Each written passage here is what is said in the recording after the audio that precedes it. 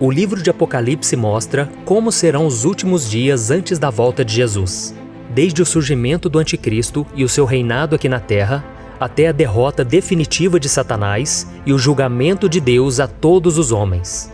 E se analisarmos os relatos que o apóstolo João teve enquanto esteve na ilha de Patmos, veremos que este livro, além de tratar sobre o fim dos tempos com uma linguagem poética, também faz questão de enumerar as coisas que estão por vir, como por exemplo, os 7 selos, os 4 cavaleiros, as 7 trombetas e as 7 taças da ira de Deus. E é exatamente sobre essa última série de julgamentos de Deus que nós vamos falar neste vídeo. Mas antes disso, já deixa aqui o seu like, se inscreva no meu canal e ative o sininho para você ser avisado pelo YouTube assim que eu colocar o próximo vídeo, tá bom? Então vamos lá. Em primeiro lugar, precisamos entender qual é o significado das 7 taças da ira de Deus, para depois ver o que cada uma delas trará ao mundo durante o fim dos tempos. Nos capítulos 15 e 16 de Apocalipse, o apóstolo João registra a visão que ele teve dos 7 anjos com as 7 taças da ira de Deus. E é nesta passagem que a Bíblia mostra o juízo do Senhor por causa da rebeldia e da dureza do coração do homem. Antes das 7 taças da sua ira, Deus sempre derramou juízo aos pecadores, avisando-os sobre os seus erros e mostrando que ainda dava tempo deles se arrependerem, como acontece quando os anjos tocam as 7 trombetas. Porém, quando esses avisos são desprezados, então o Senhor começa a derramar as taças da sua ira. E algo que gera muitas dúvidas nas pessoas é em relação às 7 trombetas e às 7 taças. Basicamente, a diferença entre elas é que as trombetas avisam que Deus derramará o juízo final, e as taças são o cumprimento disso.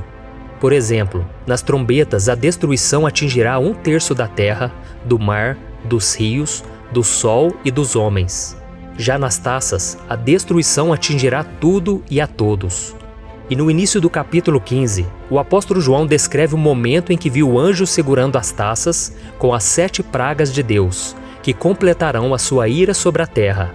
Em seguida, ele menciona uma espécie de mar de vidro, de onde todos aqueles que não se curvaram ao Anticristo e se manteram fiéis ao Senhor, cantarão louvores ao Criador. Esses estão protegidos do que acontecerá no derramamento das 7 taças. Essas pessoas que venceram a besta, a sua imagem e o número do seu nome, estarão adorando a Deus com o cântico de Moisés e o do Cordeiro.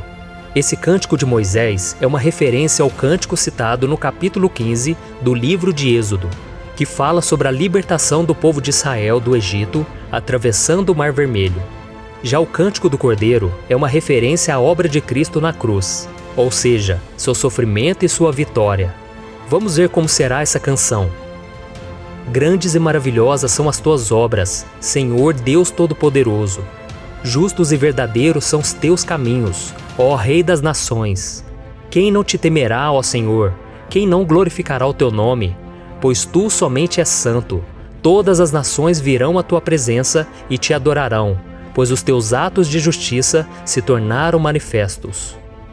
Isso mostra que assim como os israelitas foram libertos da escravidão do Egito, os santos serão libertos da opressão desse mundo pecador, que é castigado através das pragas enviadas por Deus. E esse cântico é muito importante para entendermos o porquê do juízo que irá acontecer. Perceba que eles cantam: justos e verdadeiros são os teus caminhos. Isso significa que nada do que acontecerá dali para frente será injusto. Toda a ira de Deus que será derramada nas 7 taças é correta e refletirá a justiça do Senhor. E na continuação do cântico, vemos uma pergunta muito interessante. Quem não te temerá, ó Senhor? Quem não glorificará o teu nome? Em outras palavras, será que existe alguém tão louco que mesmo diante de toda a grandeza e o poder de Deus, não irá temer o seu santo nome? A resposta você verá ao longo desse vídeo. E como em todo o livro de Apocalipse, esta passagem traz muitas referências a textos do Antigo Testamento. Além do cântico de Moisés, as próprias taças são muito parecidas com algumas das pragas que castigaram o Egito no passado. Um exemplo disso é quando o apóstolo João vê o santuário do céu se abrindo. Esse santuário se refere ao tabernáculo que Moisés construiu no deserto, que continha a Arca da Aliança. Era o lugar de habitação de Deus com o povo de Israel. E depois que o santuário do céu se abriu, saíram 7 anjos com as 7 pragas da ira de Deus. Eles estavam vestidos de linho puro e resplandecente, e tinham cinturões de ouro ao redor do peito, muito parecidas com as vestes dos sacerdotes do Antigo Testamento. Os sacerdotes eram intermediários entre Deus e os homens. Isso significa que esses anjos representam a ira do próprio Deus. Depois disso, vemos que o santuário foi tomado de fumaça, e que ninguém podia entrar nele até que se cumprissem as 7 pragas dos 7 anjos. Isso também nos faz lembrar de passagens do Antigo Testamento, onde a glória de Deus tomava o tabernáculo, de modo que ninguém podia entrar. Mas no derramamento das taças, não há mais possibilidade de arrependimento, pois a ira de Deus está sendo derramada e ele não irá parar até que os seus propósitos sejam alcançados. Aqui o santuário está bloqueado, ou seja, ninguém terá acesso às misericórdias do Pai. Já no capítulo 16 do livro de Apocalipse, começamos a ver o derramamento das 7 taças da ira de Deus. Lembre-se que elas virão apenas sobre aqueles que adoraram e serviram ao Anticristo. Os santos, como vimos no capítulo 15, estarão protegidos e cantarão louvores ao Senhor, enquanto a Igreja de Cristo estará ao seu lado, no céu, aguardando ansiosamente pela sua volta à terra, onde estabelecerá o seu governo de 1000 anos. Então vamos lá, vamos conhecer as 7 taças. A primeira taça, o apóstolo João escreveu: Então ouvi uma forte voz que vinha do santuário, dizendo aos 7 anjos: Vão derramar sobre a terra as 7 taças da ira de Deus. O primeiro anjo foi e derramou a sua taça pela terra, e abriram-se feridas malignas e dolorosas naqueles que tinham a marca da besta e adoravam a sua imagem.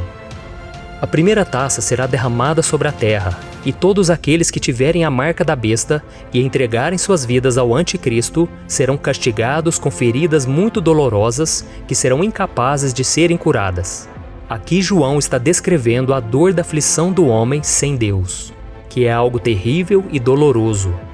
A segunda taça, está escrito: O segundo anjo derramou a sua taça no mar, e este se transformou em sangue como de um morto, e morreu toda criatura que vivia no mar.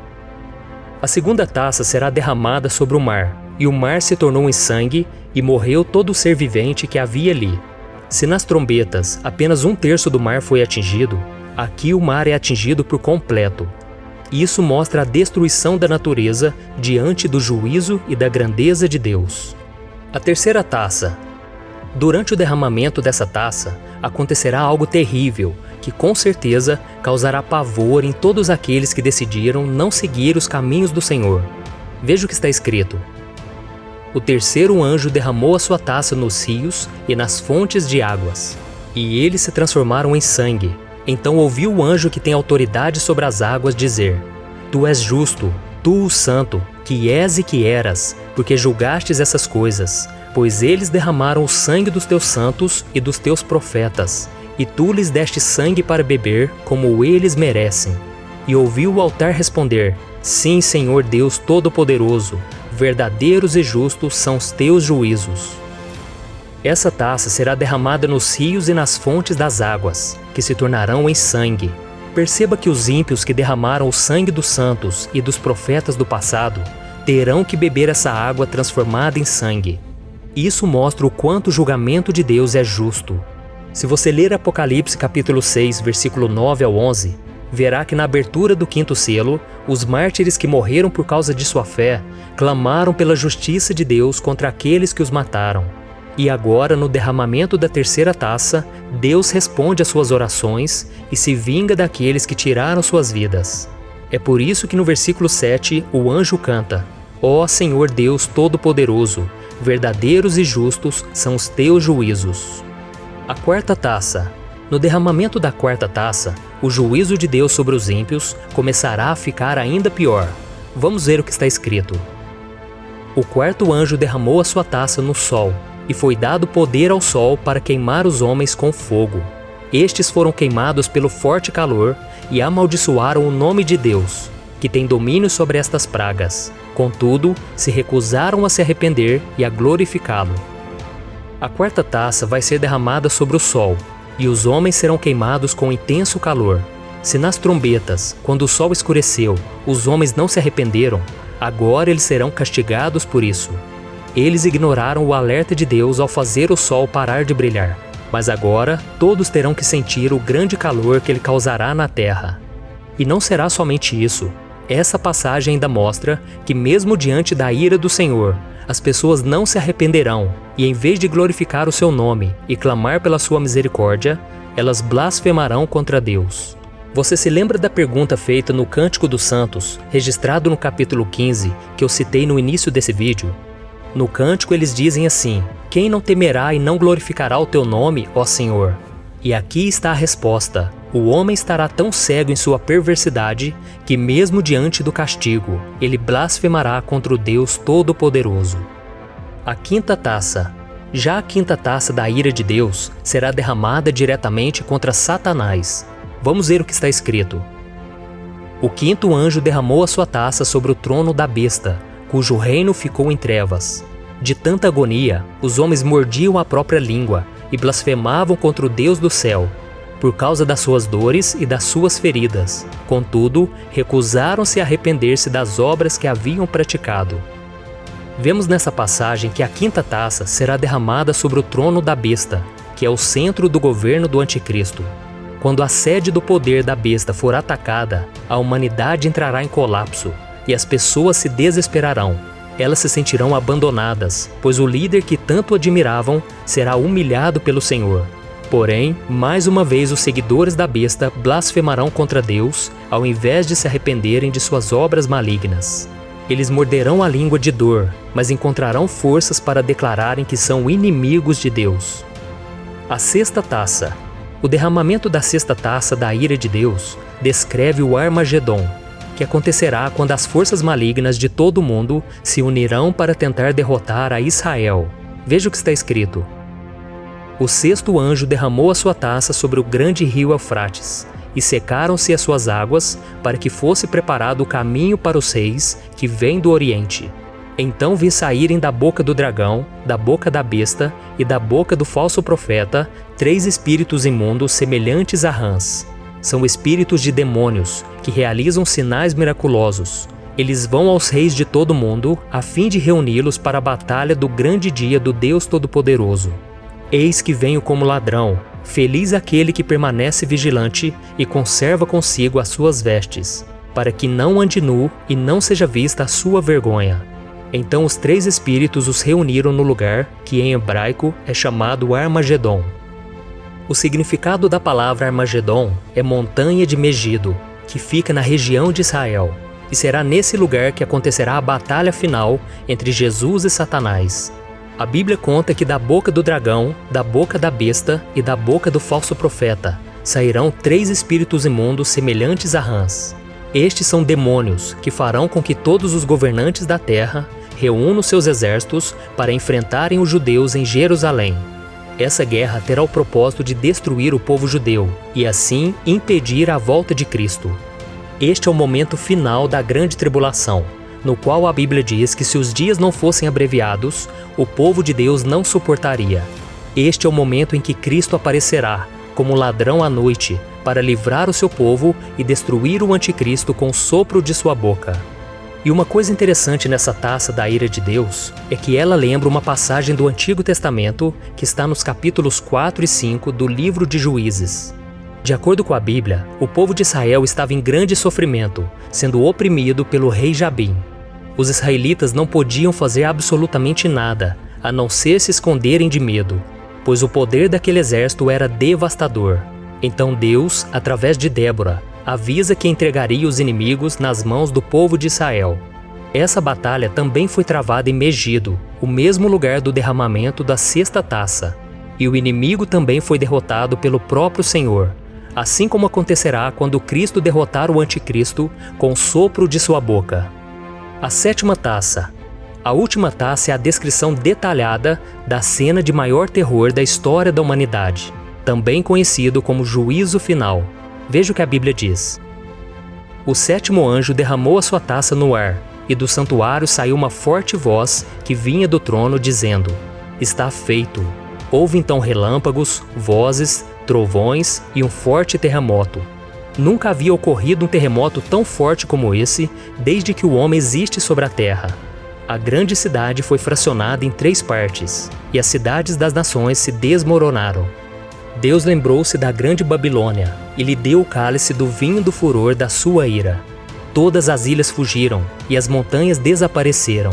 Caíram sobre os homens, vindas do céu, enormes pedras de granizo, de cerca de 35 quilos cada. Eles blasfemaram contra Deus por causa do granizo, pois a praga fora terrível.